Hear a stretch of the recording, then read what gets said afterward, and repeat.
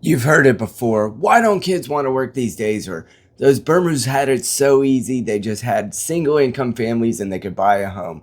Well, the fact is that we are judging each other's work ethic at all times, and there is a psychology behind it because we all grew up in different eras. Here, let's explore some of that today.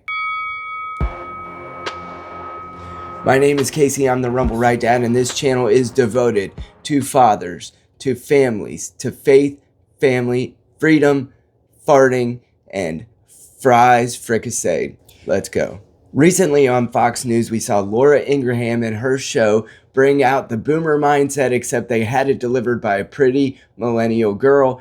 Watch this. And you know, Speaker Johnson has been talking about those maybe deadbeat folks that are on Medicaid, and maybe some of those folks are the stay-at-home sons. We don't know. But I'll tell you this, leave it to Gen Z to rebrand laziness and social awkwardness as something cutesy, like a stay-at-home son. Now we know that Fox News is speaking to their audience because it is primarily boomers, but they are probably in the demographic that's buying stuff because, quite frankly, millennials and Gen Z can't afford to. No offense, Gen X, but you're the hidden generation for a reason. Now, boomers were born in a post-World War II era where their fathers, and their mothers for that matter, worked hard, manufacturing was booming, and there was a new industrial base in America because it had been removed largely from Europe by bombs being dropped. So they knew that unions being formed and the protection of manufacturing was so instantiated into their mindset and their mentality that while they were growing up and from their parents, they learned that hard work paid off, and if you just put your nose down, you would make it, because that was exactly and precisely true in their era. So we can't necessarily blame them for this, but when they throw shade on the other generations, that becomes a problem because not everybody had it so easy, boomers. Let's go see what's next at millennial generation. Generation ruined the country for years. Why do old people always have to ruin the fun? He's disgusted by what we're dealing with now. But it's good to know that there are some boomers, some people in that generation who are willing to admit the failures of that generation. The blame game only goes so far, and there's not a lot that comes of it when we're just pointing fingers back and forth. A little bit of introspection would be nice. And it's good that your dad can engage in that. What makes it so frustrating is that very often people in the boomer generation will quite enjoy pointing fingers at the younger generations and blaming them and talking about how terrible they are. And yet there doesn't seem to be any moment of pausing where they go, wait a second. Wait a minute. Where did they come from? Oh, those are our kids that are acting that way. What we discover is that we are a fallen race of beings, and none are perfect. So we're going to call millennials the burnout generation because they were told to go to college. And if you go to college, you know, everything pointed during the educational process in high school toward the college experience. And if you do that, you're going to make it because there'll be some white collar application of your college degree. And no wonder we're so broken because so many of us went to college. However, we experienced hardship too, boomers. We had 9/11. We had the financial crash of 2008. And then eventually in adulthood, of course, we all went through COVID. Now, that all collapsed in on itself to a point where the millennials told themselves, the system isn't for me. It was built for the generation of boomers above me. And therefore, why should I be loyal to a system who doesn't even have my best interest at heart? I like to have fun.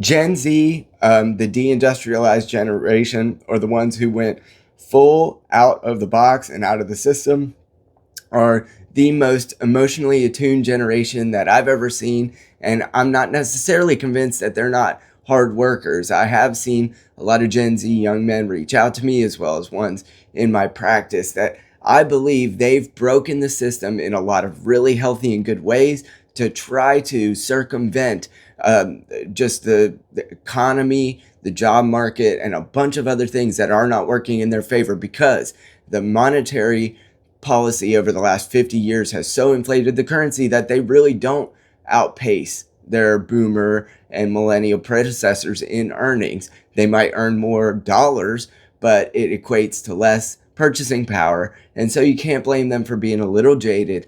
And so no wonder they tried to break the system down or circumvent it. And a lot of the former generations see that as laziness because it looks like they're not working, but the reality is they're working in a completely different fashion.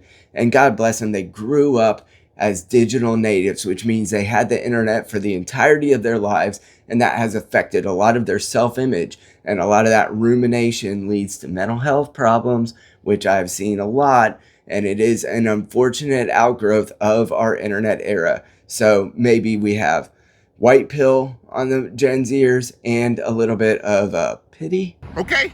And to myself, I said, indecent exposure? Hold up. Wait a minute. Something ain't right.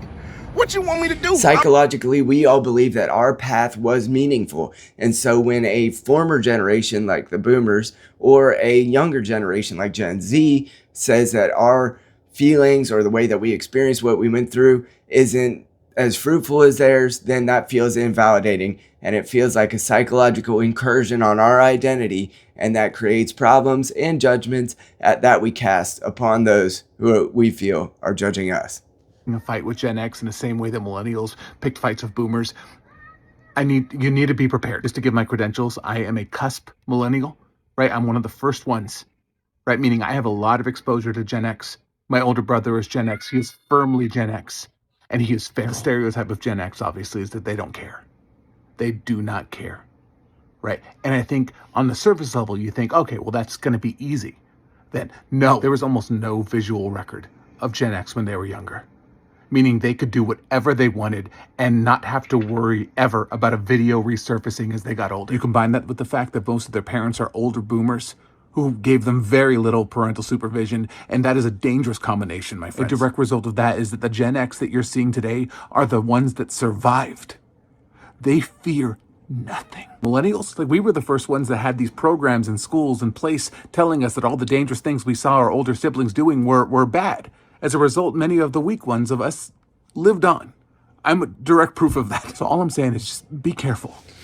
The system has changed, but the expectations haven't. And when you tell Gen Z just to work harder, the fact is they could work harder and not get as far. When you tell millennials that their experience wasn't hard, they'll cite their own sources. And when we tell the boomers that they set us all up for failure, well, we might be right.